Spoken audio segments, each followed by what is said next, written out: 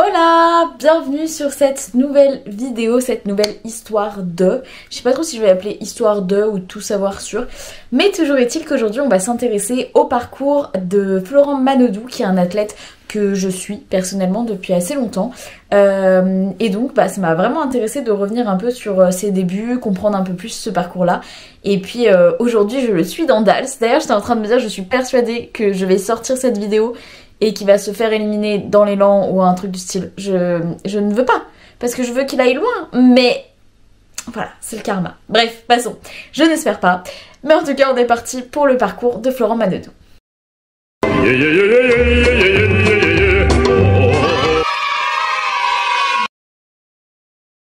Florent est donc né le 12 novembre 1990 à Villeurbanne, d'un père français et si j'ai bien compris, sa mère est d'origine hollandaise. Il est le plus jeune d'une fratrie de 3 avec sa sœur Laure et son grand frère Nicolas, dont il est extrêmement proche et ça, même aujourd'hui, il le dit régulièrement, qu'ils ont toujours des liens fraternels qui ont toujours été très importants pour lui et qui sont encore très forts. Et je trouve ça génial parce que c'est souvent qu'on voit dans... après, Laure aussi est une athlète de haut niveau, vous allez voir que son frère est aussi très impliqué dans la natation. Mais je trouve que souvent quand il y a un athlète justement qui doit plus ou moins faire des sacrifices pour son sport, il a plutôt tendance à s'éloigner de sa famille et donc j'ai trouvé ça top qu'il ait pu garder des aussi bons liens. Je continue. Lorsqu'il est enfant, il ne rêve pas de natation, mais bien de handball. Et d'ailleurs, il va faire ses premiers pas au club de Meximieux. Mais ses parents, j'ai trouvé que ses parents l'encourageaient à faire de la natation. Dans les interviews que j'ai pu voir de lui, j'ai pas l'impression que ce soit spécialement eux qui l'aient forcé. Il avait aussi envie d'en faire. Et en tout cas, il va continuer pendant 10 ans à faire à la fois du handball et à côté de ça, de la natation. Donc les deux disciplines en parallèle. Mais comme vous pouvez l'imaginer, c'est deux sports qui sont très prenants. Et comme lui, il voulait vraiment atteindre des hauts niveaux, ses parents aussi l'encourageaient sur cette voie. Ils ont été obligés de faire un choix. Et donc ça s'est porté sur la natation. Il a dû arrêter le handball en 2003, après donc 10 ans de pratique. Son frère Nicolas est entraîneur au club d'Ambérieux en Bugey, donc entraîneur de natation de haut niveau. Et c'est sous du coup l'entraînation de son frère qu'il va vraiment réussir à développer ses capacités et à arriver à un haut niveau à son âge. Et d'ailleurs, il va devenir champion de France cadet du 50 mètres nage libre en 2007. Je vous lis une petite interview que j'ai trouvée dans l'Express. D'ailleurs, comme d'habitude, tous les liens des articles qui m'ont aidé à faire les vidéos, je vous les mettrai en bio si vous voulez aller y jeter un coup d'œil. Mais je vais vous lire du coup le petit extrait d'interview que j'ai trouvé. Lorsque j'ai commencé à faire les championnats de France par catégorie d'âge, j'ai toujours voulu nager plus vite et aller jusqu'au JO. Mais avec la médaille de ma sœur en 2004, je ne voulais plus seulement y participer, je voulais gagner. Ça l'a vraiment, tout le monde sait que Laure Manodou, elle a gagné sa médaille au JO. Elle est aussi absolument incroyable. Dites-moi d'ailleurs si vous voulez une histoire sur Laure Manodou. Mais toujours est-il que il a trouvé ça hyper inspirant et que ça l'a toujours motivé à donner le meilleur de lui-même.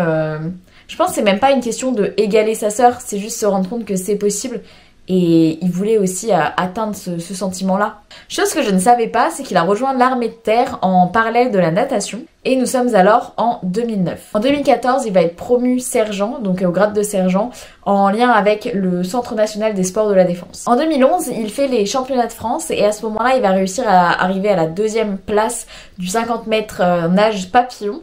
Et il y a 2 ans, il était arrivé à la 3e place. Donc, il s'améliore, mais en tout cas, ce résultat-là va lui permettre de se qualifier pour les championnats du monde. Et il va prendre la décision de changer à la fois d'entraîneur, donc qui était jusque-là son frère, mais également de club, puisque il commence à aller au championnat du monde et autres, ça commence à prendre vraiment de l'importance.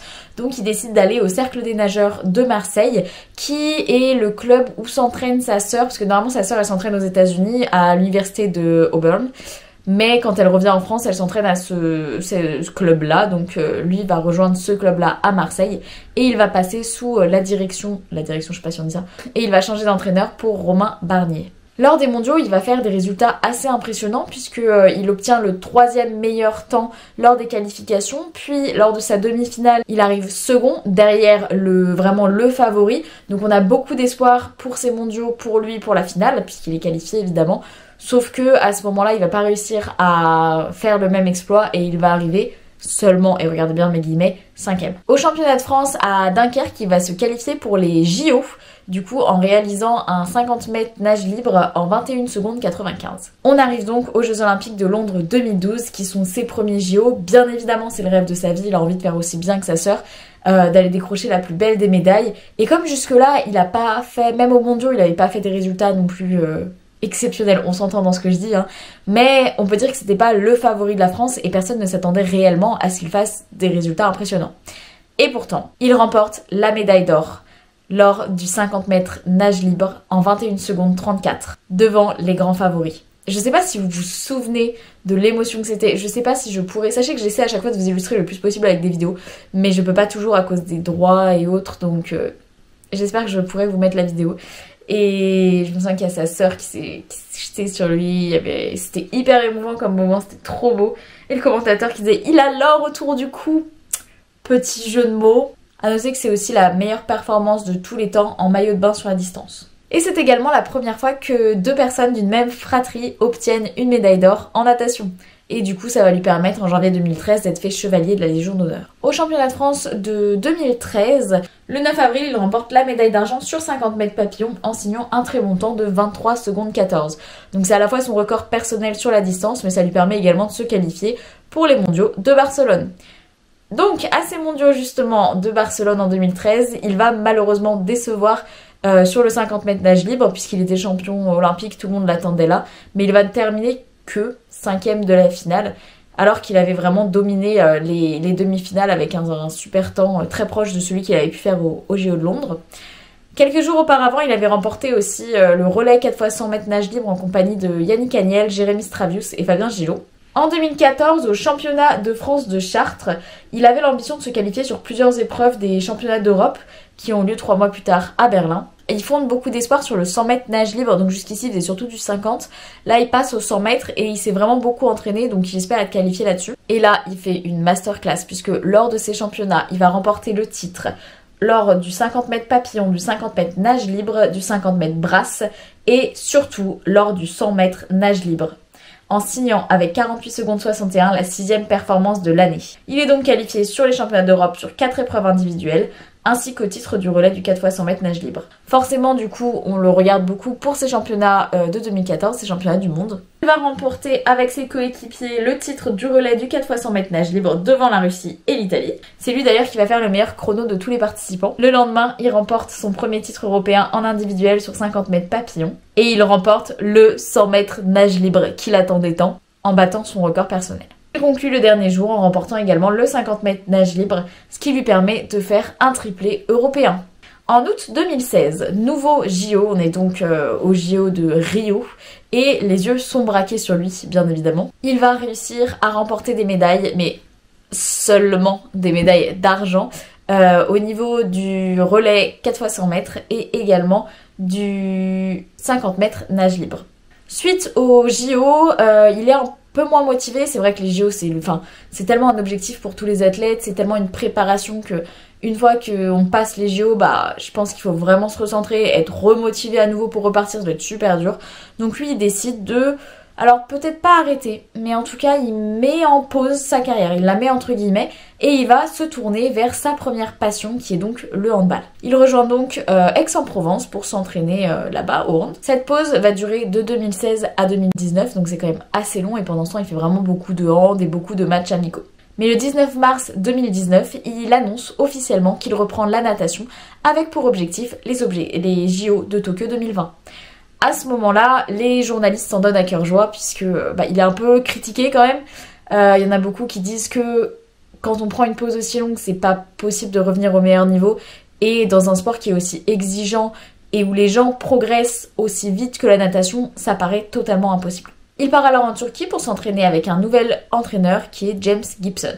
Début novembre 2020, il réussit la 3e meilleure performance mondiale de l'histoire en petit bassin sur 50 mètres lors de la 2e édition des ICL à Budapest avec un chrono en 20 secondes 55. À chaque fois, je l'ai pas précisé, mais vous imaginez bien que je vous passe 90% de ces compétitions parce que si je disais tout, ce serait beaucoup trop long.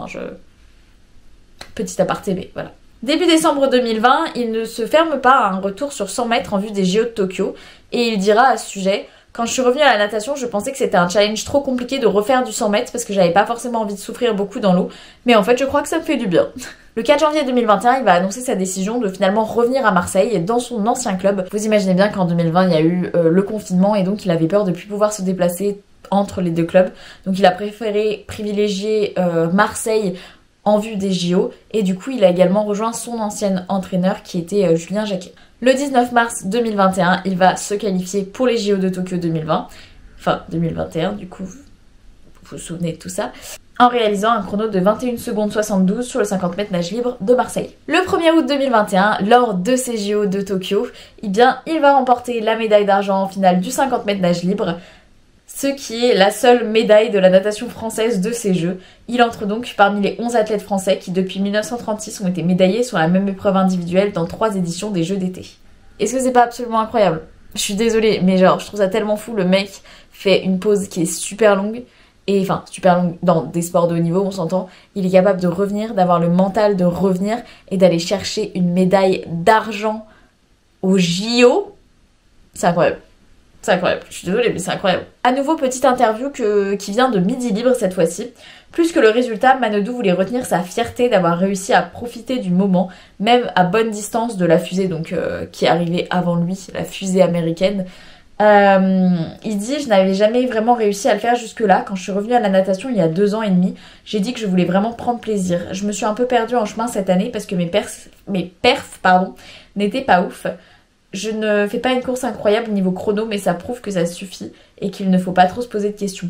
Une médaille c'est bien, mais je suis contente de mon voyage personnel. » Et ça m'a fait trop plaisir à lire, de savoir que certes il s'était dit « Ok, je reviens, mais je reviens bien et je reviens pour le plaisir de nager aussi. » Et je trouve ça tellement important de voir qu'il y en a qui arrivent à trouver du plaisir dans ce sport de haut niveau, parce qu'on a un peu trop tendance à parler de sacrifice et pas assez de la place du plaisir et de voir qu'on peut quand même faire des résultats, c'est super important. En octobre 2021, il va annoncer son choix de partir s'entraîner à Antibes avec 2 nouveaux entraîneurs qui sont donc Quentin Coton et Yoris Grandjean, tout en restant licencié donc au Cercle des nageurs de Marseille. Il dira que c'est surtout parce qu'il a un peu un manque d'atomes crochus avec Julien Jacquet, son ancien entraîneur. À nouveau, petit extrait d'interview où il dit « On n'a jamais vraiment eu d'atomes crochus. Je l'ai remercié, il m'a énormément aidé, mais moi j'ai besoin d'être vraiment très proche de mon coach.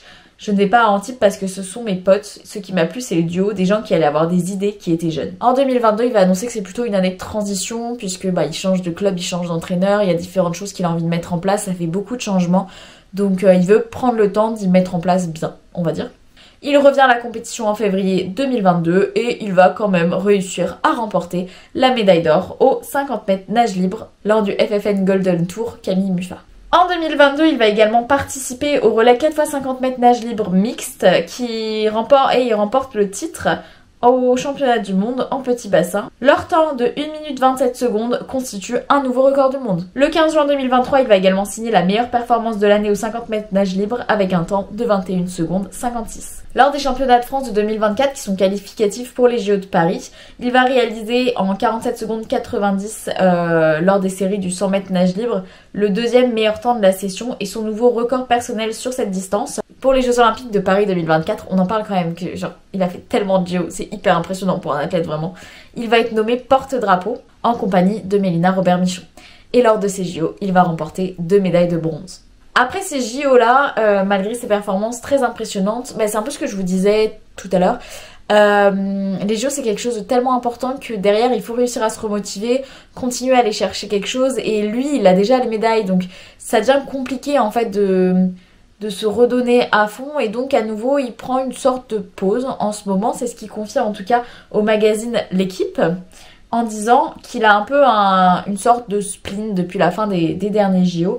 Il n'a pas d'envie. C'est compliqué de se motiver quand il n'y a pas de carotte et avec toutes les émotions à assimiler. La carotte de Paris 2024 était très belle, c'était facile. Il a un peu envie de repartir en retraite, mais il est réfléchi. Je pense que c'est aussi dû au fait qu'il aurait très bien pu partir en retraite quand il a fait sa pause en 2016, là quand il a commencé le hand. Parce que en fait à partir du moment où tu as une médaille olympique, tu as le plus beau des cadeaux. Mais je pense qu'il a besoin, en fait, il a tout le temps besoin d'avoir des défis, d'avoir des choses dans sa vie et dans lesquelles il peut se mettre à 100% quoi. Et du coup, forcément, il sait pas trop s'il part en retraite ou si ça va trop lui manquer. Donc pour le moment, il se laisse en tout cas le choix et l'envie aussi de découvrir plein d'autres choses, puisqu'il a avoué dans une interview avec 50 Minutes Inside qu'il avait une to-do list dans son téléphone de choses à réaliser, apprendre à chanter, apprendre à danser et autres, ce qu'il a notamment amené à faire Danse avec les stars pour cocher cette petite case. On y reviendra. Pour ce qui est de sa carrière, on va dire à côté, il a décroché plusieurs formats publicitaires. On peut le voir en 2012 dans un spot Microsoft pour le nouveau Windows Phone. En 2014 pour Williams.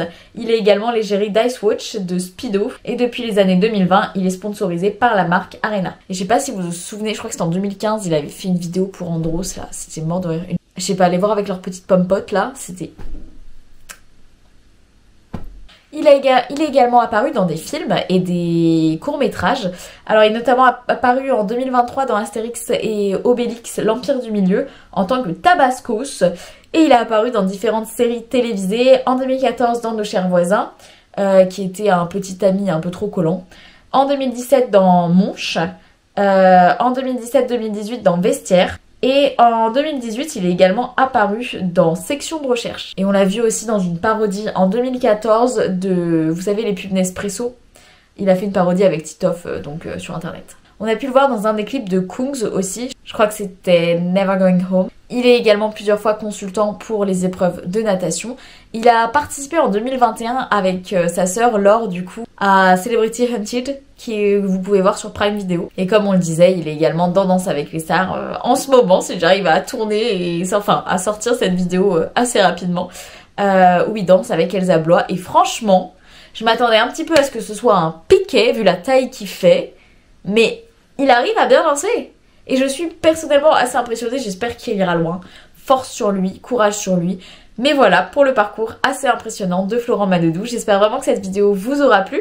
N'hésitez pas à me dire quel autre parcours de star, sportif, célébrité vous voulez que je retrace. Je le ferai avec plaisir. Et puis voilà, je vous fais des gros bisous et je vous retrouve très vite dans une nouvelle vidéo. Bisous!